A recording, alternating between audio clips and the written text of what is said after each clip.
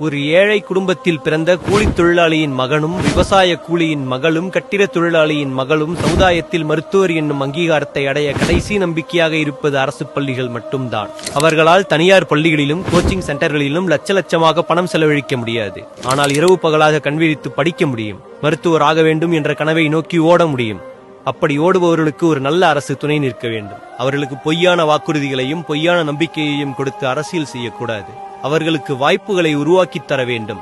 அப்படி வாய்ப்புகளை உருவாக்கி தந்த ஒரே இயக்கம் 7.5% இடஒதுக்கீட்டை சாத்தியமாக்கி 30, 40 என்று சொற்ப எண்ணிக்கையில் அரசு பள்ளி மாணவர்கள் மருத்துவராகிய வரலாற்றை மாற்றி அமைத்து 2800க்கும் மேற்பட்ட அரசு பள்ளி மாணவர்களை மருத்துவராக்கிய இயக்கம். ஏழை மாணவர்களின் கல்விக்காக 68 அரசு கலை மற்றும் அறிவியல் கல்லூரிகளை கொடுத்த இயக்கம். 21 அரசு பாலிடெக்னிக் கல்லூரிகளை கொடுத்த இயக்கம்.